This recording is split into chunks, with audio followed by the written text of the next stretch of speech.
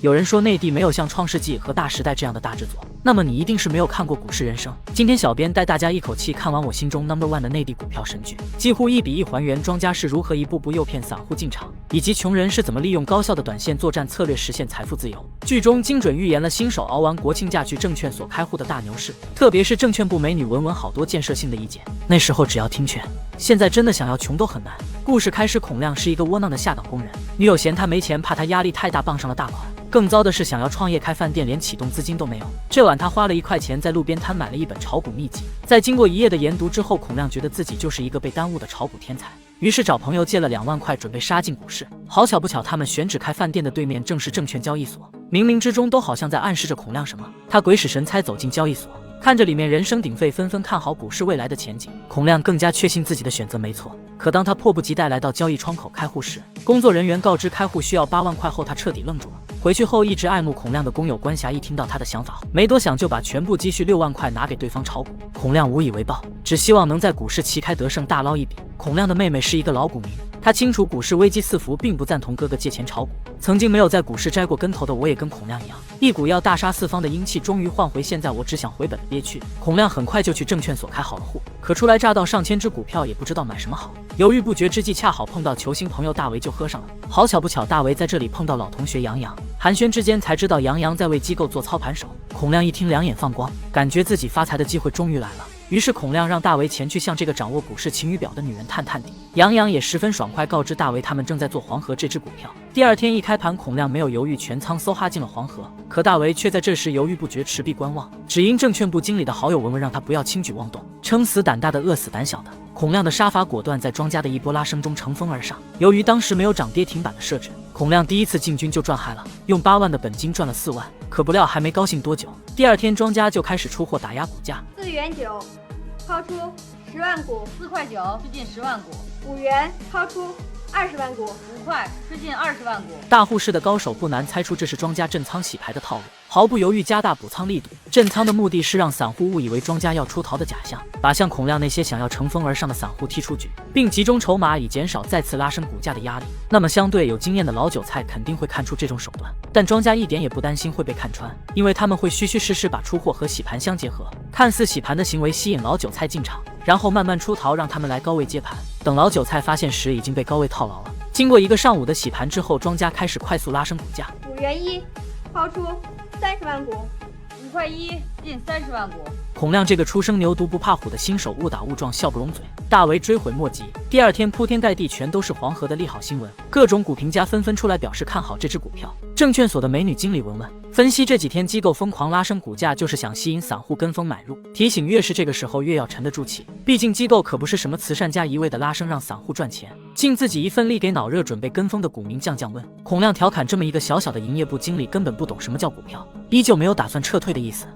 你就不怕分析错了，股民恨你啊？反正我不能眼看着我们这儿的股民往别人设好圈套钻不管吧。文文看出大为昨天没跟进想要跟进的心理，表示现在黄河股价已经达到庄家出货的临界点，反复叮嘱越是心里痒痒的越要熬得住。而庄家最擅长的就是算准像大为这种散户的心理，决定调集资金加大拉升黄河的力度。涨过100%我就出货。跟风的散户还是太少，咱们继续往上拉，不怕他们不跟。大为终于忍不住决心全仓加入这波洪流之中，不管文文怎么拉都拉不住这头脱缰的酱牛。可不料当大为刚刚为买入黄河叫好时，下一秒庄家就开始出货打压股价。大为真就是用一时的冲动换回一生的自比。这回啊，黄河的庄家可是真出货喽。这回是要想解套，等下个世纪吧。孔亮的操作水准俨然达到股神的标准，在黄河股价达到预期后全部抛售，黄河的暴跌也很快验证了他明智的决策。这么一个来回，总共在股市赚了10几万。我今天呀，多亏听了那你群里的，没敢追黄河。你说我要给套上了，多窝心呢！高大为才窝心呢，他探的消息，我挣钱了，他被套上了。孔亮不带犹豫还清了借来炒股的钱，关霞羡慕不已，嚷嚷着以后让孔亮带自己一起发财。黄河接下来的连日暴跌，让那些死扛的散户纷纷割肉止损。大为终于熬不住，也成为买在最高点割在最低点的跳梁小丑。孔亮在这时又嗅到赚钱的契机，分析庄家很可能趁这个时间点接便宜或做第二波行情，于是果断又全仓买进黄河，等待反弹。不出所料，孔亮再次跟庄做教，体验金钱碰撞的快感。相反，大为就像被连续打了2个巴掌一样热辣男人，他上门向坐庄黄河的杨洋发牢骚，杨洋也十分不理解大为的神操作，但很快又透露给大为北方汽车准备和日本企业合资的大利好，提醒大为这次错过机会可不怨自己了。大为很讲义气，随后就把大利好通知了孔亮。由于教练临时安排大为飞往海南参加特训，他也只能让好哥们发财后被忘了请客。可让孔亮纳闷的是，直到收盘，北方汽车非但没涨，还反倒跌了2毛，这让同样知晓内幕的股民文昌吃了瘪，因为他把准备给女儿买钢琴的6000块也全压了进去。第二天，北方汽车合资的消息在新闻界炸开了锅，北方汽车的股价高开高走，成为当天最亮的风景。文仓似乎看出了庄家的门道，选择在所有人疯狂的时候出货离场，可不料手一哆嗦，竟直接把卖出整成了再次买入。他无奈只能卖掉昨天吃尽的北方汽车。蜂拥而入的接盘侠让庄家趁机出货，北方汽车暴跌，让文昌决定用补仓的方式来摊薄刚刚高位买入的成本价。不料补仓后股价依旧如大坝泄洪，全仓被套牢的文昌气得直拍大腿。反倒是孔亮再次笑到气岔，多次快准狠的短线打法让他在股市屡屡大获全胜。文仓的失误操作也很快让他成为股市中茶余饭后的笑谈。交错了剑，把人给套了，是吗？还有这事儿？这你都不知道？这2天咱们这都当笑话传呢。憋屈的他忍痛割肉清仓了所有股票。当孔亮失去好哥们大为的一手内幕资料后，买什么亏什么。他深知拿到一手内幕的重要性，于是当晚就尾随杨洋来到游泳馆，花了大价钱办了一张 VIP 卡，千方百计来引起杨洋的注意。可别说孔亮脱下衣服后的8块腹肌，还有各种泳姿，瞬间把刚学会游泳的杨洋迷得七荤八素。孔亮见时机成熟，向前搭讪来个1对1的贴身教学，幽默风趣和直爽干练的性格让杨洋体验了一把很愉快的游泳课。在得知孔亮也玩股票后，毫不吝啬以他们接下来的目标是中华大区的内幕作为回报。孔亮很快把这个消息告诉了工友关辖，第二天他们便筹集好弹药，全仓杀进了中华大区。杨洋按照上头的指示开始不断扫货，18块6毛5，吃进中华大区10万股。可就在这时，老总传来冒牌中华大区闹出人命的利空消息，中华大区出了假酒案，死了好多人。我刚刚得到可靠消息，电视台说今晚要向全国曝光。假酒不是中华大区厂出的呀？假酒确实不是中华大区厂出的，可冒的是中华大区厂的牌子呀！一曝光，中华大区肯定受连累。他们必须抓这个时间差，赶紧把这几天建仓的货悄悄还回去，并让所有参与操盘的员工切断与外界的联系。老总担心节外生枝，表示接下来会和他们并肩作战。孔亮买进后就高枕无忧，准备一起跟庄做脚。连日在股市观摩学习的关辖很快察觉到股价异常的波动，孔亮认为这是庄家一贯的震仓洗盘行为，并未在意。可当孔亮定睛一看，才发现这是庄家跑路的吃相。他当面质问杨洋，既然不愿意放消息出来，也别给假消息出来害人。杨洋也十分委屈，自己并不知道会出现假酒案，他们机构提前收到消息，只能赶快抛售，并且老总时刻监视，让他们没有机会向外界打电话。现在唯一的补救方法就是逢低再次买入，可孔亮已经全仓压入，根本没有闲钱。不过当他听到杨洋也被套牢后，心里平衡了许多。第二天，中华大区假酒案一经报道，股价持续暴跌，关辖坐不住想要割肉，被孔亮给拉住了。可下一步该怎么走，孔亮也是心烦意乱。就当他焦头烂额之际，杨洋带来央行准备大降息的利好消息，所以他们机构打算抓住这波大好行情，继续做中华大区。杨洋分析，这次假酒案确实对中华大区产生不少负面影响，但话说回来，也直接说明中华大区的品牌知名度。一旦平复这些冤假错案，中华大区将因此迎来一波消费热潮，所以他们机构就准备借着这个风口猛炒一波。孔亮对杨洋的话深信不疑，四处筹钱。可他深套中华大区的消息算是臭名远扬了。他借钱的事不出所料，到处碰壁。可万万没想到，关键时刻前女友杰珍给孔亮带来20万借他炒股。孔亮碍于面子，根本无法接受这笔钱。杰珍了解孔亮这种死要面子活受罪的性子，以参股合作炒股的方式扔下这笔钱扬长而去。孔亮深知再死犟下去就是一个大傻叉了，很快带着20万全部推进证券交易窗口，终于赶在收盘的前一秒全部补仓中华大区这只股票。好在央行宣布大降息的新闻如期而至，孔亮如沐春风。接下来住洋房开豪车全部指望这一波大行情了。第二天股市上千只股票全线飘红，股民的情绪彻底被点燃。蜂拥而入的新手小白终于熬完漫长的国庆假期，迫不及待前来排队开户。孔亮补仓20万后终于解套了，但持续暴涨并没有冲昏他的头脑。分析央行宣布降息的大利好会迎来新一波股价高潮，那么原先被深深套牢的人见获利或者解套都会赶着出货，而至于没低价抢到股票的人害怕被套也不愿再追高，所以后续资金很快就会跟不上，获利盘和解套盘资金又在这时涌出来，断定中华大区的股价会迎来一波抛盘的压力，所以孔亮决定先在这个时间点卖掉，然后等股价掉下来后再从低价买入，先赚一波价差。很快大盘上涨趋势变缓，并有往下调的趋势，孔亮瞅准时机拉着关辖前去出货。由于公有关辖没有后续补仓摊薄成本，所以需要股价涨到更高的位置才能解套。关霞为了稳妥，并没有跟着孔亮瞎折腾。孔亮在清仓所有股票后，中华大区果然面临一波抛盘压力，持续走低。孔亮又伺机而动，在股价反弹的那一刻又全仓压紧。第二天一开盘，中华大区上涨势头不减，并且顺利冲破关霞被套的价位。孔亮分析这个价位被套的最多，很多人就会着急解套，从而再次引发一波抛盘的压力。所以孔亮认为很快就会面临一波下跌趋势，于是建议趁机先出货解套，等股价走稳之后再买进来也不迟。孔亮这么个快准狠的短线打法实在太精彩了，预判了庄家的预判，获得更高的利益回报。话说巧妇难下无米之炊，要是没有前女友及时的支援，孔亮也是咸鱼难于翻身。就当孔亮打算连本带利还给对方时，才惊讶地发现杰珍因为借自己钱的事被大款连打带甩。孔亮随后硬闯大户室，为杰珍出了这口恶气。大款不服气，嘲笑孔亮只能靠女人玩不起大户室，这直接激起孔亮要进入大户室的决心。很快，机构老板下令猛炒北方化工，成为孔亮的绝佳时机。1元以内，通通吃鸡；8元以内，统统扫盘。北方化工犯贵兴了。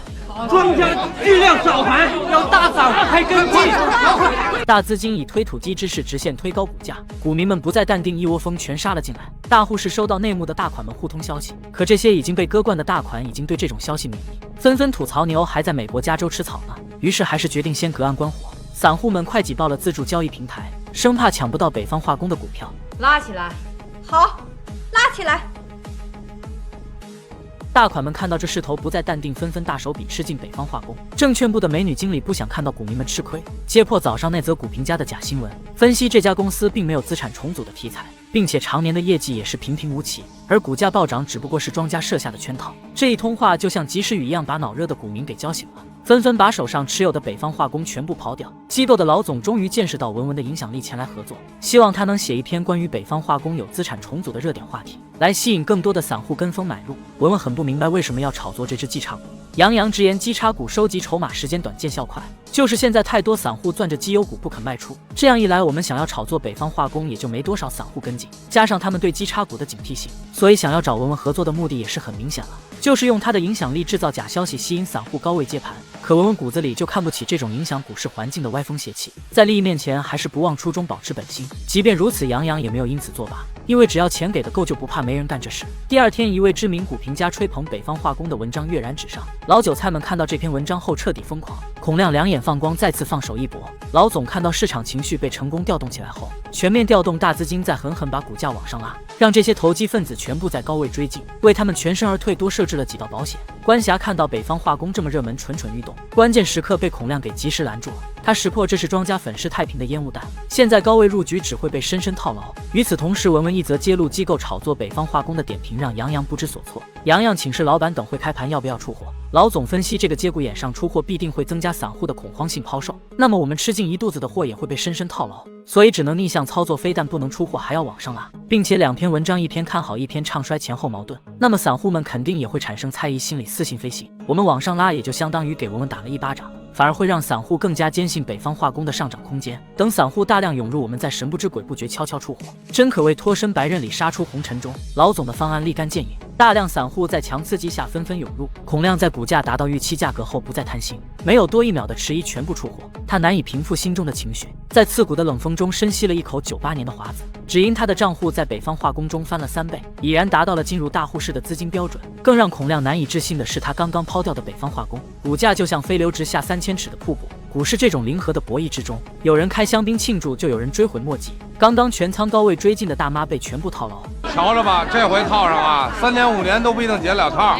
算是花钱买个教训吧，我们都是这么过来的。孔亮打量着全新还未撕膜的转椅，抚摸着为他准备的崭新电脑，心里乐开了花。接下来孔亮的闪电战打法百战百胜，难逢敌手。可就在这天全仓吃进之后，下一秒就接到新闻界朋友的大利空消息，这直接把孔亮吓年轻了好几岁，因为他被吓成了孙子。可时间不能倒流，现在起只能静静躺在垫板上，变成任人宰割的鱼肉。大户室的股友伺机而动，赶忙全部清仓。证券所的美女文文站出来解释，早上发布的禁令是证监会针对股市炒作过激行为所下达的明确降温信号。散户们就像惊弓之鸟，吓得纷纷交出筹码，这波出货压力直接在大盘上砸出了一个深坑。大户室的股友纷纷前来感谢孔亮及时的内幕消息，反倒是孔亮自己看着账户上的资金一点点缩水，骂起了娘，但他并没有那么容易妥协。好在大盘在经历过一波暴跌之后，突然在某个低点止跌反弹，好像被一股神秘力量给拖了上来。大肚便便的大款看到这一幕也彻底看不懂了，表示内幕消息也没错，该抛也抛了。突然来的大反弹是打的哪一套拳法？打趣孔亮真的是歪打正着，成为站在风口飞起来的猪。而大盘之所以能无视证券会连续下的10道禁令逆流而上，正是因为在股市大量建仓的庄家不愿缴械投降，他们联手坐庄顶风作案，动用储备金殊死一搏。散户们看到大盘非但没跌，反而迎来一波凶猛的上涨势头，把错过这波赚钱的大好时机全部怪在文文头上。就当文文即将淹没在这波口诛笔伐的声讨中时，关键时刻孔亮站出来为他发声。咱们都炒股人，对不对？对，是吧？炒股人都知道，股评家的话啊，仅供参考，风险自负。他说他的，听不听是你的事儿。我说你们疯了，你们！孔亮回到电脑前，不敢相信自己的眼睛，不知道什么时候起，账户上竟多了几个零，成为100万富翁。我终于挣100万了，吓得他马上清仓所有股票，落袋为安，并当即要结个婚来庆祝一下，兑现当时许下的承诺。可就在这时，大呼市的股友又带来一个最新消息，说深圳这帮大庄家准备再狂炒一波垃圾股，提出的口号是消灭10块钱以下的股票。这种股票的特征是上涨空间十分巨大。孔亮一听，回到电脑前，把账户上的资金全部搜哈进了低价股，心里默念非赚他第2个100万不可。可孔亮怎么也不会想到，这竟是他干过最后悔的一件事。很快，婚礼在花团锦簇下如期举行。孔亮话不多说，所有感情全部在酒里。就当他迷迷糊糊要去前台结账时，突然听到一则让他瞬间清醒的新闻。原本证券会连续的10道禁令本想给散户撤退留下充足的缓冲区，可并没有丝毫影响散户对逐利的贪婪。今晚这则新闻便是实施具体整治股市过热的具体措施。即日开盘起，将会设置涨跌不得超过10%的涨停板机制，并且还将在股市增发100亿的新股。2个重大利空消息就像晴天霹雳打在孔亮的天灵盖上。第2天一开盘，上千只股票全线跌停，大洗盘之下，连机构也无法脱身，全部闷在里面。可就在这时，股评家却建议餐馆老板是时候进场买股票了。他分析，这次证监会最主要的是针对过激的投机行为，而像绩优股并没有炒卖过热，无差别打击难免伤及无辜，所以等跌停板打开后，绩优股必定会乘风而上，一路飘红。相反，垃圾股的股价很可能就会持续暴跌，两者会有很明显的分界线。孔亮在煎熬中终于等到跌停板打开，他迫不及待全部斩仓割肉。可让他万万没想到的是，刚刚抛售股价就迎来一波大反弹。等他意识到操作失误之后，再次掉头全仓杀了进去。不料全仓买进之后又是一波狂跌，在反复不理智的高买低卖后，孔亮不但心态崩溃，连账户上的资金也消耗殆尽，最终不得不挥泪告别大户市。就在这时，证券大厅来了个白发苍苍的小姐姐，拿着已故先生的股东账户卡前来查询，说是深圳一家什么银行的股票。深发展？哎，没错，是深发展。请您看看，我要现在都卖了，大概有多少钱？现在的价位抛出大概在100万上。100万！小姐姐怎么也不相信老头子账户上有这么多钱。您的老先生呢，当初是没花多少钱，买的也不多，可这么多年来呢，他一直握着做长线投资，又是送股配股，又是分红利，滚到今天，可不就有100万了吗？文文说明深发展还有很大的上涨潜力，让小姐姐继续持有。可小姐姐无论如何都要把钱全部取出来，因为她认为放在股市不安全。看到最后，这个不懂股票的小姐姐却成为最大的赢家。钱只有在自己手里才是钱，一旦进入股市就是人家庄家的了。讽刺的是，第2天证券交易所多了小姐姐的身影。尝到甜头了呗，能不来炒股吗？瞧着吧，离这被套赔钱呢不远了。还算什么呢？